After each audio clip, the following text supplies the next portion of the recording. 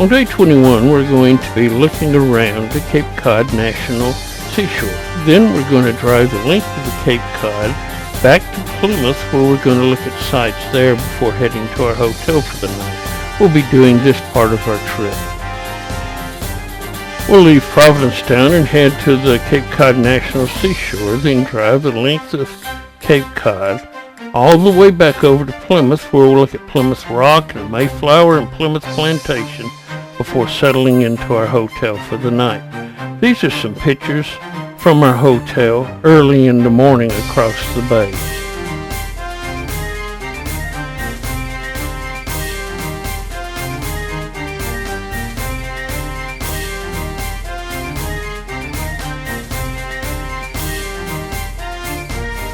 Now we're going to drive back through Provincetown and go over to the Cape Cod National Seashore on this end of Cape Cod.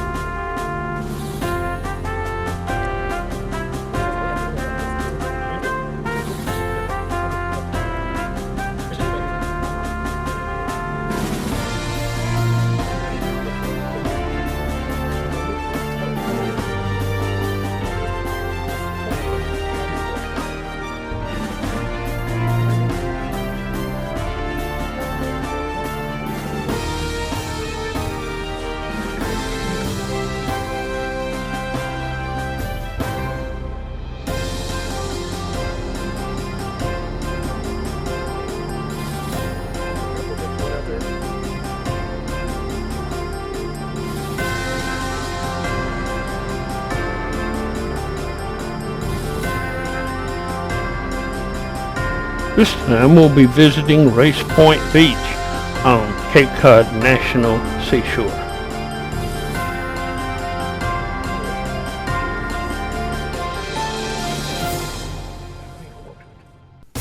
Over there in the marshes we see a great blue herring. We also see warning signs for other wildlife. Great white sharks are swimming in this area. In fact, it's during the peak of their season here, and they've been seeing several of them, so we won't be going swimming. They do, however, have a walkway down to the beach so that you won't destroy the sand dunes by walking on them.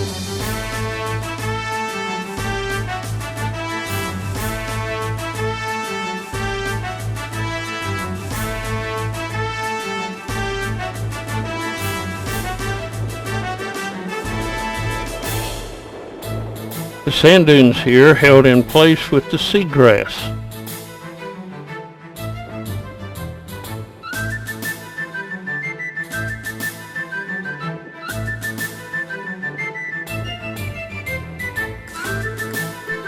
And over there is the old lifeguard station here on the point of Cape Cod.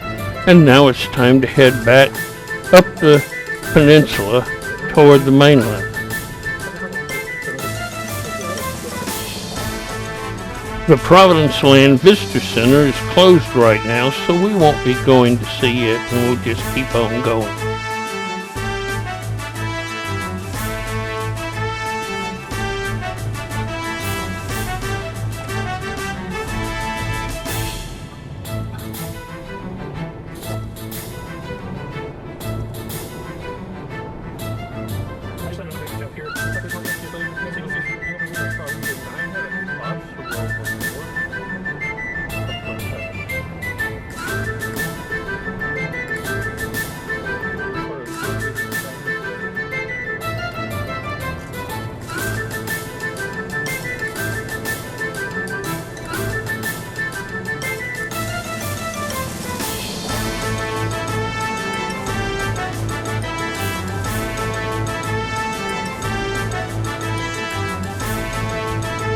Soon we're heading back over the Sagamore Bridge to the mainland.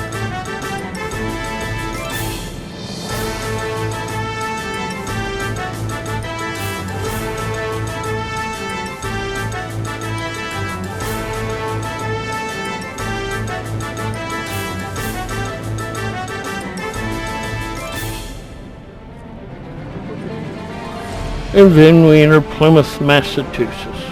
This is the place where the Pilgrims came to after leaving Provincetown.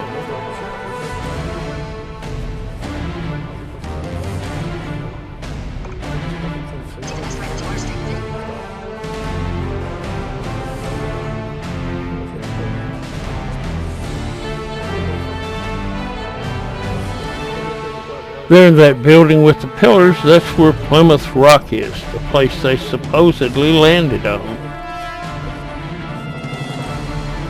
It's low tide right now, and so the harbor is kind of low. The Pilgrims landed here in 1620, and people have been coming to this rock for over 100 years to see it. It used to be much bigger. It's kind of unimpressive right now.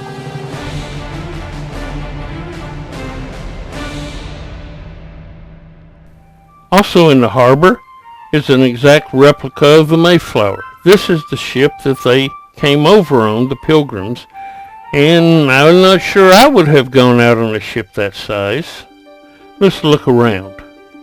They have a museum set up on the shore to show some of the things they would have brought with them and what their life would have been like. And this boat was stored on their deck. This is the steerage equipment, and this little deck right here had 102 people, plus all their animals, all the cannons, and that ship boat in pieces on it. It's kind of crowded.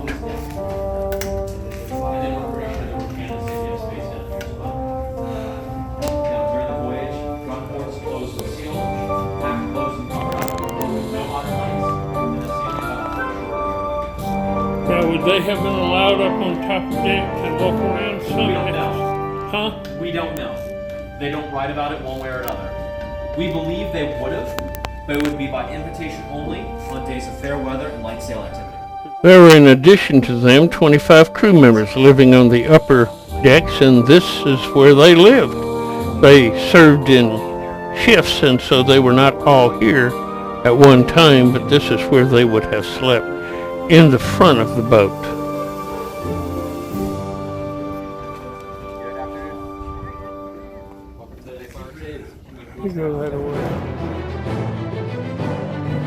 In the back of the boat, in that raised area, is where the officers' quarters were. And then behind them is where the captain had his cabin.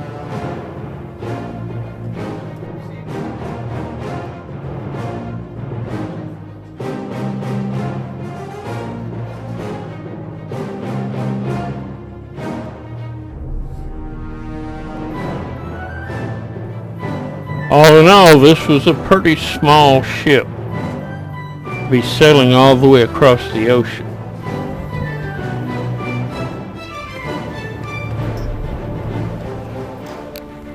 As said, when we were in Provincetown, they landed there first and had to decide what to do. They weren't where they were supposed to be and had no contract to be in this area. So they formed a Mayflower Compact, and this is it, to govern them in their new colony. After touring the Mayflower, we had some lobster rolls for lunch and did a little shopping.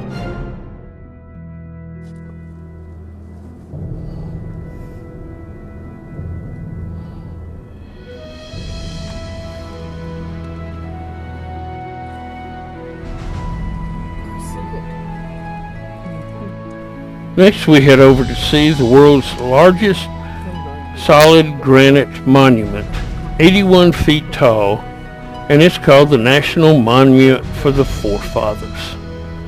On top is Faith holding her bird, and then on each side is morality, education,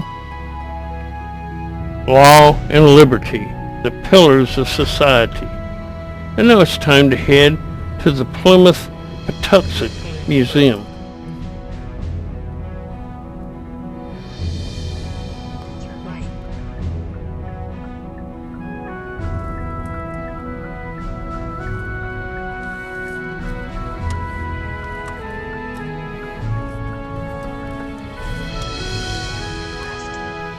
We find a place to park and then head in through the gate down the stairs to the Plymouth Patuxent Museum. We're going to go from the main parking lot down to the visitor center, look around there some, go out to the Indian Village, look around there some, walk over to the craft center, shop a little, and then head to the English Village before returning to the visitor center.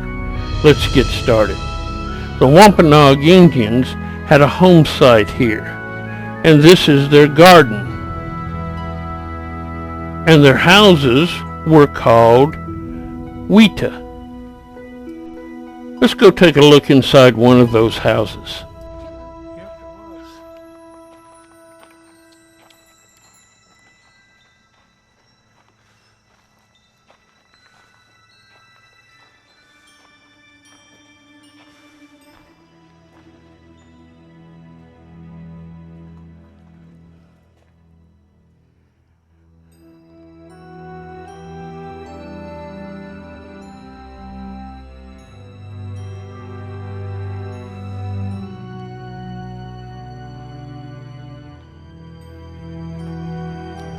They would have cooked as a community under the cooking arbor, and they made canoes by burning out logs. Along the trail we see a little chipmunk feeding.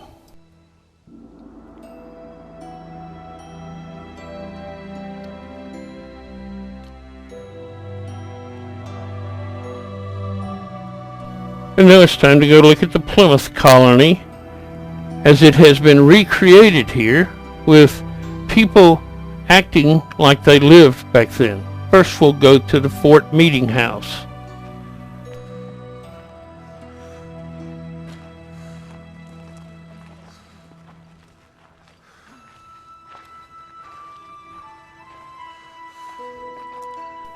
Inside it was a large room that could act as a meeting room or a church or whatever you needed it to be, and also a safe place in case of attack. Now let's explore the village itself and walk down amongst the people.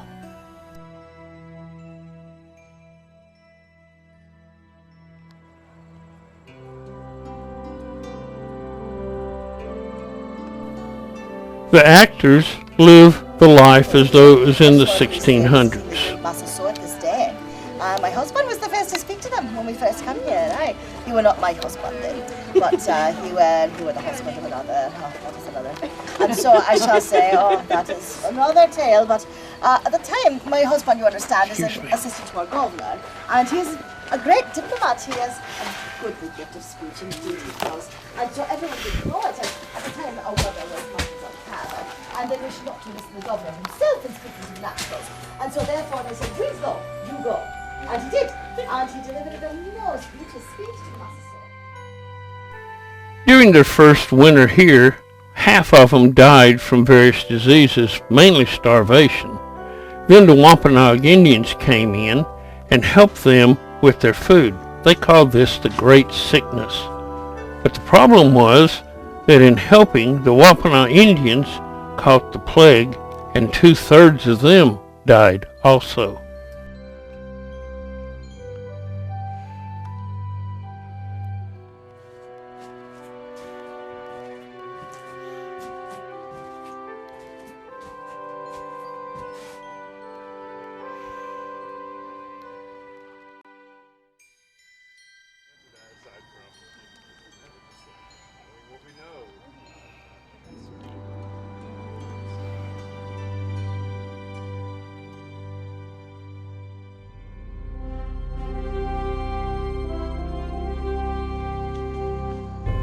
We'll look around until we get to the end of the street, and then we'll turn around and walk back up the hill looking some more. And then it's time for us to head out. Along the path we see some more chipmunks.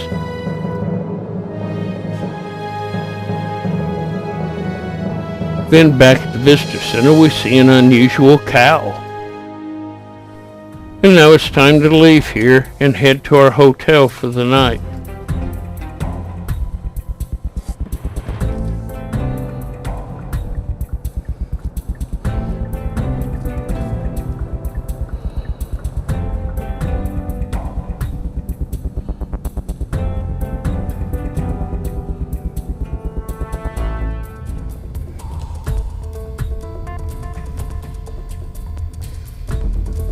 We'll be staying in the Quality Inn in Middleborough, Massachusetts. And we'll go out to eat at the Boston Tavern. It had one of the best seafood plates I've ever eaten. The food was so tasty and there was just piles of it. And then it's time to call day 21 to a close.